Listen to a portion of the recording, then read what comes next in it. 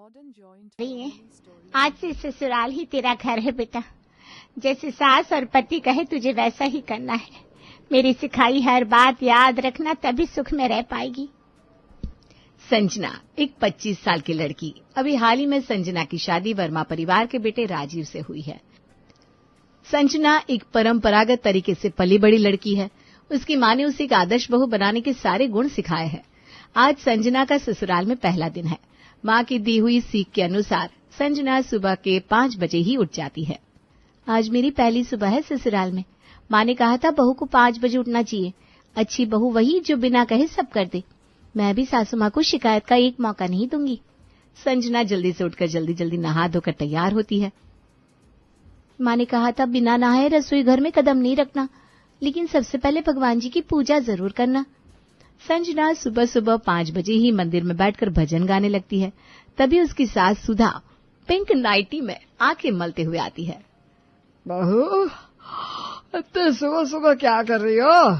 मुर्गे को उठाने निकली हो क्या? संजना अपनी सास को इस तरह देखकर हैरान रह जाती है। धीरे से खुद से कहती है, हे भगवान, ये मम्मी ने क्या पहना है? वो अपनी सास से कहती है, नहीं मम्मी जी, मैं तो पूजा कर रही थी। माँ ने कहा था सुबह जल्दी उठकर पूजा करनी चाहिए। इतनी सुबह पूजा कौन करता है बेटा? जा तू भी सो जा। यहाँ 8 बजे से पहले कोई सोकर नहीं उठता, तो क्यों बिना वजह अपनी नींद बिगाड़ रही है? जा। इतना कहकर सुधा वहां से चली जाती है। लेकिन सुधा की बातें सुनकर संजना का मुंह खुला रह जाता है। ये कैसी सास है? बहू को जल्दी उठने की जगह लेट उठने को कह रही है। पहली बार सास का ये रूप देखा मैंने तो। कहीं मैं सपना तो नहीं देख रही। संजना अपने कमरे में चली जाती है। खाली बैठे बैठे उसे पता ही नहीं चलता कब उसकी आंख लग जाती है। जब वो सोकर उठती है तो घड़ी में 8:30 बज रहे थे। उसका पति राजीव भी उठ चुका था। संजना हड़बड़ाते हुए उठती है। अरे बाप रे, 8:30 बज गए, मैं सोती कैसे रह गई? मम्मी जी ने कहा था सब लोग 8 बजे तक उठते हैं, सब उठ गए होंगे। पहले दिन ही मुझे सबसे सुनने को मिलेगा, क्या करूं मैं? जैसे ही संजना बाहर आती है, देखकर हैरान रह जाती है। राजीव सबके लिए चाय बना रहा है और सुधा भगवान जी की पूजा कर रही है। ये क्या देख रही हूँ मैं सो रही थी और सब काम कर रहे हैं। संजना जल्दी से राजीव के पास आती है और कहती है, अरे ये आप क्या कर रहे हैं? आप चाय क्यों बना रहे हैं? लाइए मुझे दीजिए, मैं करती हूँ। मुझे माफ कर दो, मेरी आंख ही नहीं खुली। सॉरी, आगे से लेट नहीं होगा। राजीव मुस्कुराते हुए कहता है, अरे तुम माफी क्यों मांग रही हो? रोज मैं ही तो चाय बनाता हूँ, तो आज भी बना ली। और रही बात तुम्हारे लेट उठने की, सो इट्स ओके। तुम भी इंसान ही हो यार, कभी कभी लेट हो जाता है। संजना का मुंह तो खुला का खुला रह गया। माँ ने बताया था ससुराल वाले बहुत सख्त होते हैं। ये लोग तो बहुत कूल है। बहू देर तक सो रही है, बेटा चाय बना रहा है, सास मॉडर्न ड्रेस पहनती है और आरती भी करती है। संजना ये सब सोच रही थी कि उसकी ननद रिद्धिमा की एंट्री होती है, वो भी शॉर्ट ड्रेस में। संजना उसे देखकर हैरान रह जाती है। दीदी, आप इतने छोटे कपड़े पहनकर कहाँ जा रही हो? अभी मैं जा नहीं रही हूँ, आ रही हूँ पार्टी से। ये सुनकर संजना की सिट्टी पिट्टी गुल हो जाती है। हाय राम, दीदी आप ऐसे सबके सामने कह रही हैं आप पार्टी में थी, वो भी पूरी रात? तो क्या हुआ भाभी, सब जाते हैं, आप नहीं गए क्या कभी? संजना ठिठक जाती है। दीदी ये कैसी बातें कर रही हो आप? मैं भला पार्टी में क्यों जाने लगी? फिर वो खुद से ही कहती है, ये अभी बाहर से आ रही है। माँ तो कहती थी बेटी घर से देर रात बाहर निकली तो पूरा खानदान बदनाम हो जाता है, लेकिन यहाँ तो सब नॉर्मली बैठे हैं, किसी को फर्क नहीं पड़ रहा। भाभी प्लीज एक ग्रीन टी बना दो, हैंगओवर मार रहा है। तभी सुधा आकर रिद्धिमा के पास बैठती है। अरे रिद्धू आ गई, एंजॉय किया ना पार्टी में? एंजॉय क्या, पूरा ब्लास्ट हुआ मम्मी, बहुत थक गई हूँ। बस अब 12 बजे तो कोई उठाए ना। ठीक है, आज दादी आने वाली है बाहर से, मैं दादी को भी बोल दूंगी कि तुझे डिस्टर्ब ना करे। ये देखकर संजना ने तो सर ही पकड़ लिया। दीदी पीकर आई है, मम्मी जी कुछ कह नहीं रही। इनकी जगह अगर मेरी माँ होती तो झाड़ू से हैंगओवर उतारती। रिद्धिमा अपने कमरे में चली गई। मम्मी जी, रिद्धिमा दीदी रात भर बाहर थी, आपको चिंता नहीं हुई? बिल्कुल हुई, पर मुझे उस पर भरोसा है। हमने उसे सही और गलत की समझ दी है, रोक टोक नहीं। हर बेटी को थोड़ी आजादी मिलनी चाहिए, तभी तो वो सशक्त बनती है। लेकिन समाज, लोग क्या कहेंगे? लोगों की सोच पर नहीं, अपनी बेटी की सुरक्षा और आत्मविश्वास पर ध्यान देना ज्यादा जरूरी है। सुधा की बातें सुनकर संजना सोच में पड़ जाती है। मैंने सीखा था बहू सर झुकाकर रहे, पर यहाँ तो हर लड़की सर उठाकर जीती है। ऐसे घर भी होते हैं क्या? तभी सुधा कहती है, राजीव टाइम से पहुंच जाना, तेरी दादी आ रही है। दादी माँ का नाम सुनकर संजना के चेहरे पर मुस्कुराहट आ जाती है और वो मन ही मन सोचती है, अब दादी जी आ रही हैं तो सासू माँ को भी घूंघट में रहना पड़ेगा। दादी जी तीर्थ से आती होंगी, मैं उनके लिए कुछ बना देती हूँ। संजना बड़ी उत्सुकता से हाथ में आरती की थाली लिए दरवाजे पर खड़ी थी। दादी जी आती होंगी, सर पर पल्लू रख लेती हूँ, वरना क्या सोचेंगी वो मेरे बारे में कि माँ ने कुछ सिखाया ही नहीं। दादी सास की एंट्री होती है तो संजना की आंखें फटी रह जाती है और वो बेहोश होकर गिर पड़ती है, क्योंकि दादी सास तो उसकी सोच के बिल्कुल उल्टा सुपर कूल निकली। दादी सास ने जींस टॉप पहना है, डार्क मेकअप किया है। संजना को सभी होश में लाते हैं। हाय किटी, मैं हूँ दादी स्वैग वाली। दादी स्वैग वाली जींस मेरी आइडेंटिटी। दादी सास को ऐसे देखकर संजना की सिट्टी पिट्टी गुल हो गई। ये दादी सास है और जींस पे रैप सुना रही है। दादी जी? हाँ बेटा, जमाना बदल गया है, अब दादी भी फैशन में है। दादी जी अब तीर्थ पर ऐसे कपड़े पहनती हैं? किसने कहा मैं तीर्थ पर गई थी? मैं तो गोवा गई थी, गोवा चिल मारने। ये सुनकर संजना शॉक्ड रह जाती है और फिर से बेहोश हो जाती है। लो, ये तो फिर से लुढ़क गई। लगता है इसका हैंगओवर नहीं उतरा। कोई नींबू पानी दो इसको। ये देखकर रिधिमा की हंसी छूट जाती है। संजना अपना सर पकड़ते हुए कहती है, बड़े खतरनाक लोग हैं, मुझे शौक पर शौक दिए जा रहा है। घर पर राजीव के ऑफिस से उसकी सेक्रेटरी किसी काम से आती है। उसे देखकर संजना हैरान रह जाती है। राजीव, तुम्हारी सेक्रेटरी एक लड़की है? हाँ, तो क्या हुआ, मुझे तो काम से मतलब है, मैं बहुत ही प्रोफेशनल हूँ। सेक्रेटरी का जेंडर क्या देखना, काम देखो। सनाया काम अच्छा करती है, मेरे लिए उतना ही काफी है। संजना देखती है राजीव और सनाया सर झुकाए काम कर रहे हैं। दोनों का ध्यान सिर्फ काम पर है। माँ ने कहा था पति की नजरें बचा कर रखनी चाहिए, पर ये तो खुद ही कह रहा है ये दोनों तो बिल्कुल प्रोफेशनल ही है। मैं शक करूं भी तो कैसे, मेरे सामने बैठकर ही तो काम कर रहे हैं। सर, क्लाइंट को प्रेजेंटेशन के आखिरी स्लाइड में प्रॉफिट ग्राफ ज्यादा इम्पैक्टफुल चाहिए था। मैं सोच रहा हूँ ग्राफ को थोड़े स्टोरी टेलिंग स्टाइल में डालते हैं, लेकिन नरेशन को लेके मैं श्योर नहीं हूँ। उसी वक्त संजना ट्रे में स्नैक्स लेकर आती है। अरे संजना, जरा सुनो तो, तुम्हारा कहानी सुनाने का अंदाज कमाल का है।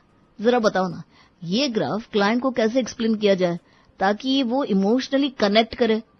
ये सुनकर संजना हैरान रह जाती है। मैं क्या बताऊं, ये तो आपके ऑफिस का काम है। हाँ, तो क्या हुआ, तुम घर में सबको इतने अच्छे से संभालती हो, और जो लड़की घर को इतने अच्छे से मैनेज कर सकती है वो ऑफिस का प्रोजेक्ट भी अच्छे से कर सकती है। ये देखो, यहाँ ग्रोथ दिखानी है, लेकिन साथ में ये भी कि हमारी कंपनी ने मुश्किल वक्त कैसे गुजारा। तुम्हारा टच चाहिए, हमारे लिए भी कुछ नया एक्सपीरियंस हो जाएगा। सनाया भी मुस्कुराकर हाँ में सिर हिलाती है। सच कहूं तो सर अक्सर आपकी तारीफ करते हैं, अक्सर आपकी राय से प्रोजेक्ट में हेल्प ही मिलेगी। आप मेरी राय लेंगे? क्यों नहीं, शादी का मतलब सिर्फ खाना बनाना, घर के काम करना नहीं होता। तुम सिर्फ मेरी पत्नी नहीं, मेरी इक्वल पार्टनर हो। तुम्हारी थिंकिंग प्रैक्टिकली और इमोशनली दोनों बैलेंस करती है, तो फिर तुम्हारी सलाह लेने में समस्या क्या है भला? राजीव की बातें सुनकर संजना भावुक हो जाती है, उसकी आंखें नम हो जाती है। माँ कहती थी पति के काम में दखल मत दो, पर यहाँ तो पति खुद कहता है तुम्हारी सलाह जरूरी है। शायद यही बराबरी होती है जो रिश्तों को मजबूत बनाती है। मैंने पिछले जन्म में जरूर कोई पुण्य किए होंगे जो इतना अच्छा पति मिला। संजना पूरे आत्मविश्वास से राजीव की प्रोजेक्ट बनाने में मदद करती है। तो यहाँ इस ग्राफ में पीछे वाले साल के लॉसेस को लर्निंग फेज बोलिए, और फिर वहां जो जंप है ना उसे बाउंस बैक विद स्ट्रेटेजी, मतलब कि हार से सीखा और आगे बढ़े। संजना की सूझबूझ देखकर राजीव खुश होते हुए कहता है, एग्जैक्टली यही तो चाहिए था, तुम कमाल हो संजना। पति के मुंह से तारीफ सुनकर संजना बहुत खुश हो जाती है। सुधा, शकुंतला और रिद्धिमा मेहमानों की लिस्ट बना रही है। संजना कहती है, आप लोग मेहमानों की लिस्ट बना रहे हो, कोई फंक्शन है क्या घर में? फंक्शन नहीं, किटी पार्टी है कल, उसी की लिस्ट बना रहे हैं। संजना शॉक्ड, क्या इस घर में किटी पार्टी होती है? तुम भी अपनी सहेलियों को बुला लो, हमारी भी मुलाकात हो जाएगी उनसे। मैं अपनी सहेलियों को कैसे बुला सकती हूँ, ये तो मेरा ससुराल है ना। तो क्या हुआ, ससुराल ही तो है, कौन सा पानीपत का मैदान है। मम्मी जी की, मेरी, रिद्दू की, सबकी सहेलियां आ रही हैं, तो तुम्हारी क्यों नहीं? माँ तो कहती थी किटी पार्टियां तो बिगड़ी हुई औरतों का शौक होता है, लेकिन यहाँ तो सासू माँ और दादी जी खुद ही मेजबान है, ऊपर से घर की बहू को कह रही हैं अपनी सहेलियां बुला लो। कमाल के यहाँ के लोग। अगले दिन घर में किटी पार्टी होती है। लड़कियों, आज का गेम है पति से जुड़े सवालों का झूठा जवाब। सभी ठहाका लगाकर हंसती हैं।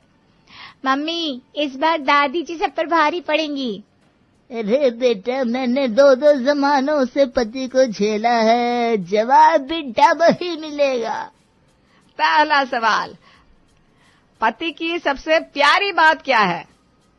जब वो टीवी देखते वक्त चुप हो जाते हैं। जब वो क्रेडिट कार्ड दे देते हैं बिना सवाल पूछे। जब वो खुद कहे चलो शॉपिंग पर चलते हैं। सब लोग हंस हंस के लोटपोट हो जाते हैं। संजना एक तरफ खड़ी हुई ये सब सुनकर हैरान हो रही थी।